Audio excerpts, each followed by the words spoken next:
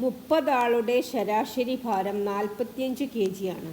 ഒരാൾ കൂടി വന്നപ്പോൾ ശരാശരി ഭാരം 44 kg ആയി കുറഞ്ഞു.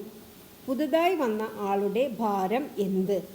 അപ്പം നമുക്ക് 30 ആളുടെ ശരാശരി 45 പറയുമ്പം 30 ആളുടെ ടോട്ടൽ ഭാരം കണ്ടുപിടിക്കാൻ പറ്റും.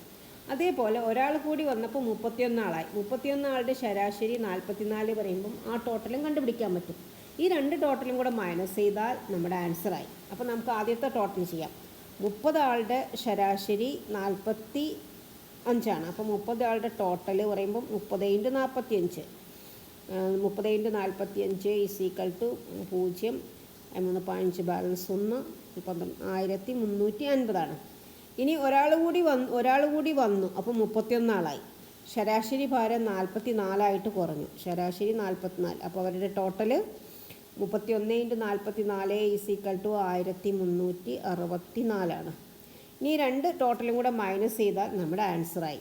1364 മൈനസ് വലിയ സംഖ്യ ചെറിയ സംഖ്യ കുറയ്ക്കുക. Equal to 4, 6 - 5 1, 14 kg. അപ്പോൾ പുതിയതായി വന്ന ആൾക്ക് 14 kg ഉള്ളൂ. കാരണം ഇവിടെ ശരാശരി കുറഞ്ഞിരിക്കുകയാണ്.